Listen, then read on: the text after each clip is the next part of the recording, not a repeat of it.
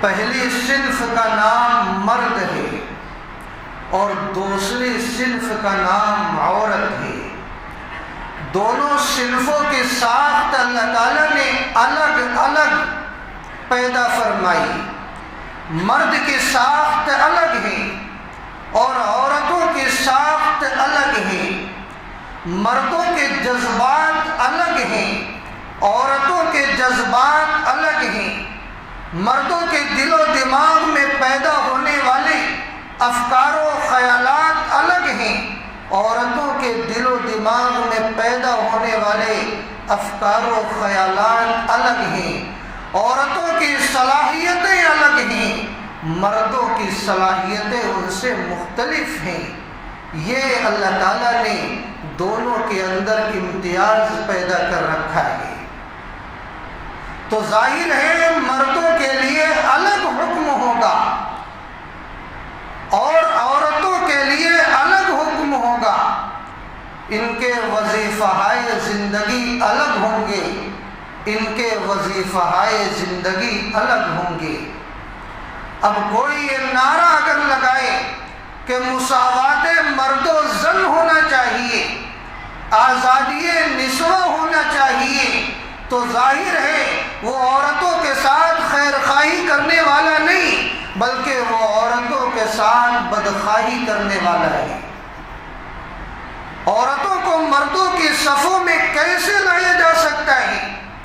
یہ نعرہ کہ جو کام مرد کرے وہی عورتیں کریں، جو کام عورتیں کریں وہی مرد کریں، کیا ایسا ہو سکتا ہے؟ اس میں خیر کبھی ہو سکتی ہے؟ ہرگز ہرگز ایسا نہیں ہو سکتا۔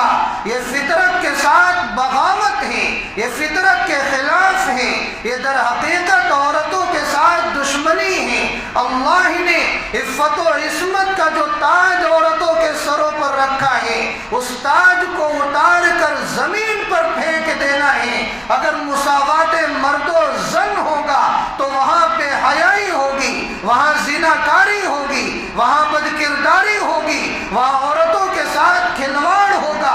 اللہ رب العزت نے دونوں کی صنفوں کو الگ کیا ہے، دونوں کو طریقہ زندگی کو اللہ تعالیٰ نے جدا جدا کر دیا ہے، اور اللہ کے اصولوں کو ماننے سے مردوں کے لیے بھی بہتری ہے اور عورتوں کے لیے بھی بہتری ہے۔ یہ کیسے ہو سکتا ہے کہ مساوات مرد و زن کا نظام بنایا جائے؟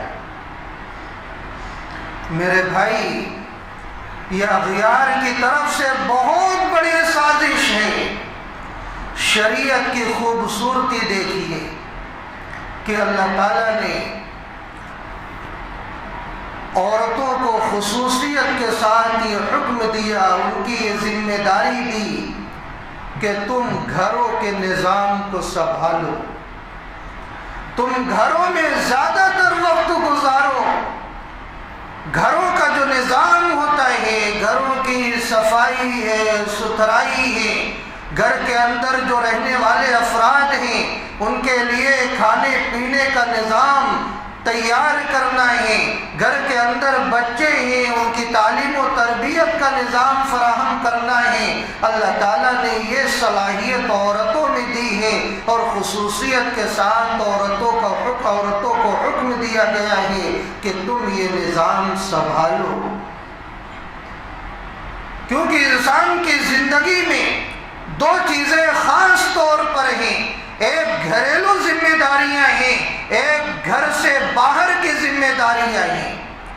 گھر کی ذمہ داریاں عورتوں کے حوالے کی گئی اور باہر کی ذمہ داریاں یہ مردوں کے حوالے کی گئی۔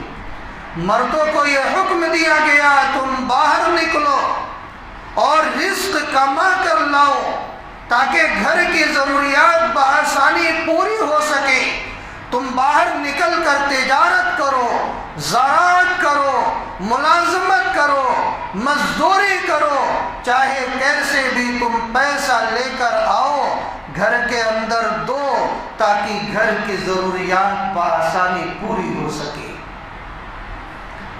یہ تقسیم کار شریعت کی طرف سے ہے اور اس میں بہت بڑی خیر ہے۔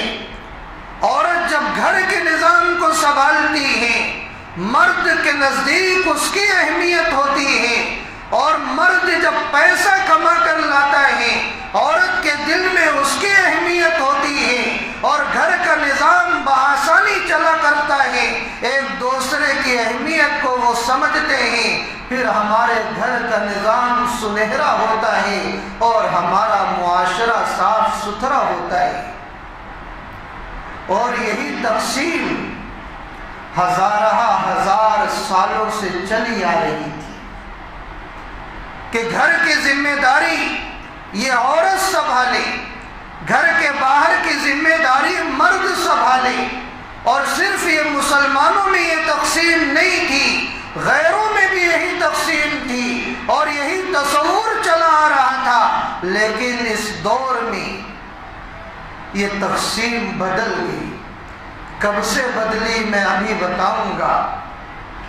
یہی تقسیم آپ صلی اللہ علیہ وسلم نے متعین فرمائی جب آپ نے اپنی بیٹی حضرت فاطمہ رضی اللہ عنہا کا نکاح کیا، تو حضرت علی رضی اللہ عنہ سے فرمایا کہ تم باہر نکلو، باہر سے کما کر لاؤ تاکہ گھر کی ضروریات پوری ہو سکے، اور اپنی بیٹی کو یہ حکم دیا کہ تم گھر کی ضروریات کو پوری کرو۔ یہ تقسیم متعین فرمائی۔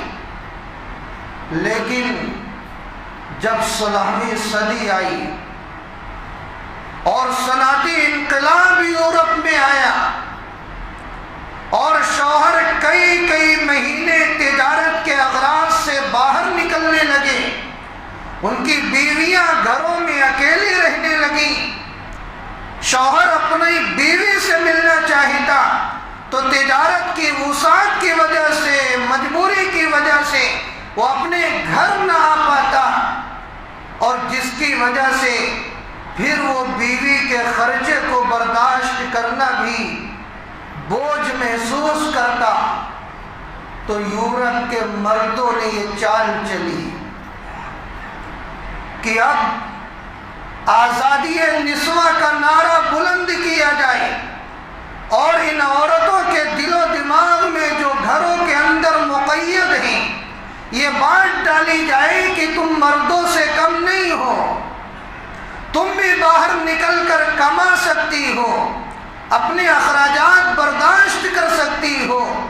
ان کا مقصد دو تھا کہ یہ عورت مردوں کی محتاج نہ رہے، اور دوسرا مقصد یہ تھا کہ ان عورتوں سے اپنی حوث کو بجھایا جا سکے۔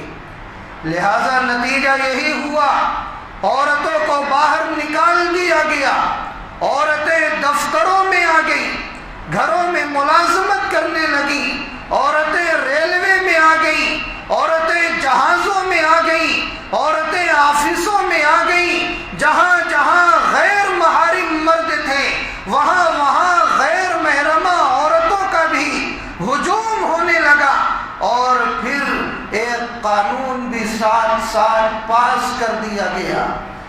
وہ قانون یہ پاس کر دیا گیا کہ کوئی بھی مرد اور عورت اگر آپس میں راضی ہو کر ایک دوسرے سے فائدہ اٹھانا چاہیں، لطف اندوزی حاصل کرنا چاہیں، تو انہیں قانونی اعتبار سے اجازت ہے۔ نتیجہ کیا ہو گیا؟ ہر دفتر میں زنا ہونے لگا، ہر آفس میں زنا ہونے لگا، ریلوے کے کرمچاری اور کرمچاریاں آپس میں زنا کرنے لگی، اور جہاز کے اندر جو عورتیں خدمت انجام دے رہی تھیں ان کا بھی غیر محرموں سے آپسی تعلق ہونے لگا، زناکاری بڑھنے لگی، وہ بیویاں نام کی بیویاں رہ گئیں، شوہر ان کو خرچہ دینا بند کر دیے، وہ اپنا اخراجات خود اٹھانے لگیں، وہ شوہر کی محتاج نہ رہی۔ نتیجہ کیا ہوا؟ جو اللہ تعالیٰ نے عفت اور عصمت کا تاج عورتوں کے سروں پر دیا تھا، وہ تاج زمین پر اتار دیا گیا، ان کی عزت کے ساتھ کھلواڑ کیا گیا، ان معصوم عورتوں سے ناجائز فائدہ اٹھایا گیا۔ وہ عورت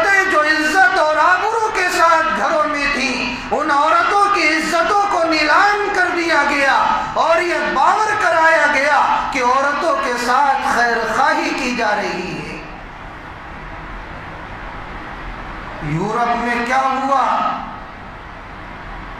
نسلیں محفوظ نہ رہی،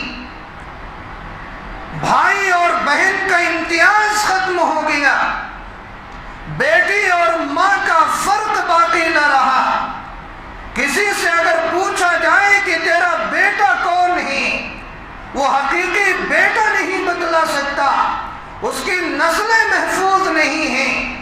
انسانوں کی زندگی چھوڑ کر انہیں جانوروں کی سی زندگی جینے پر مجبور کر دیا گیا، اور یہ تصور دیا گیا کہ تمہارے ساتھ خیر خواہی ہو رہی ہے۔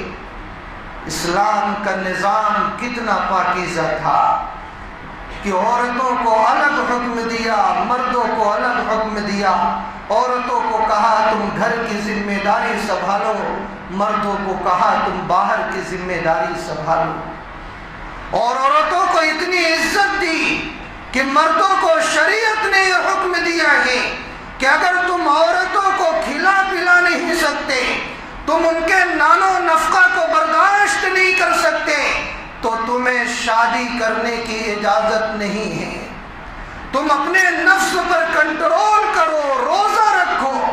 ایسے مرد کو دیوس کہا گیا ہے جو عورتوں کو کمانے پر مجبور کرے، خود اس کی ذمہ داری نہ اٹھائے، اس کی کفالت نہ اٹھائے، وہ در حقیقت شریعت کی نگاہ میں دیوس ہے۔ شریعت نے اس کے کندھے پر یہ ذمہ داری ڈالی کہ عورت اپنے گھر بار کو چھوڑ کر آتی ہے، ماں باپ کو چھوڑ کر آتی ہے، وہ اس لائق ہے کہ عزت و احترام کے ساتھ اسے کھلایا جائے۔ کمانے کی ذمہ داری تمہاری ہے، کھانا بنانے کی ذمہ داری عورت کی ہے۔ اس سے زیادہ کوئی عزت عورتوں کو دے سکتا ہے؟ اور یورپ والوں نے عورتوں کے ساتھ وہ کھلواڑ کیا ہے کہ ان عورتوں کو بازاروں میں اتار دیا، جھاڑو لگانے میں لگایا، ایسے ایسے کاموں میں لگایا کہ اگر وہی عورتیں اپنے گھروں میں اپنے شوہر کی خاطر وہ کام انجام دیتی، انہیں عزت ملتی، لیکن باہر نکل گئی، وہ کام کے نام پر، ملازمت کے نام پر ہوس کا شکار ہو بیٹھی۔ کیا ہندوستان میں یہ نہیں ہو رہا ہے؟ جو عورتیں ملازمت کرتی ہیں، کیا کلی طور پر ان کی عزتیں محفوظ ہیں؟ ہم اسی معاشرے میں رہتے ہیں، کیا وہ عورتیں اپنے شوہروں کو دھوکہ نہیں دے رہی؟ کیا انسانی شکل میں شیطان ان کے سامنے نہیں آ رہا ہے؟ کیا انسانی شکل میں شیطان ان بیویوں کو ان کے شوہروں سے دور نہیں کر رہا ہے؟ بالکل سب کچھ ہندوستان میں بھی ہو رہا ہے۔ میرے بھائیوں،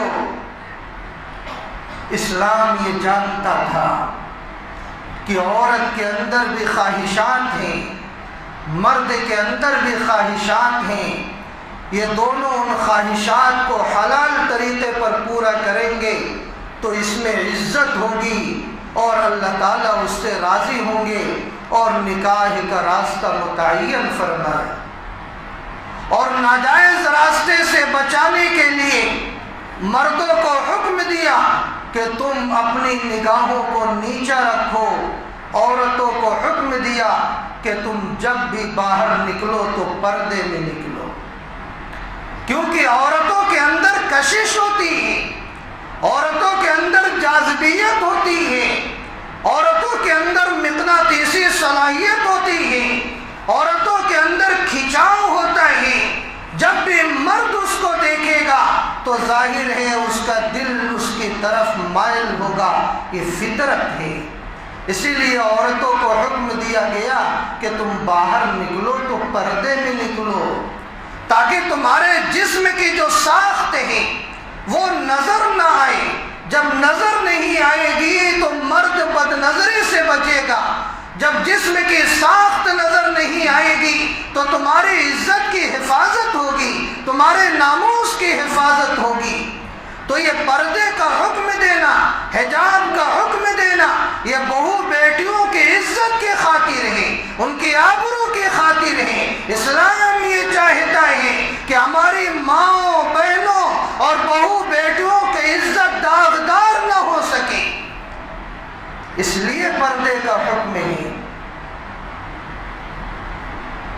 ہم میں سے کوئی کتنا بھی بڑا متقی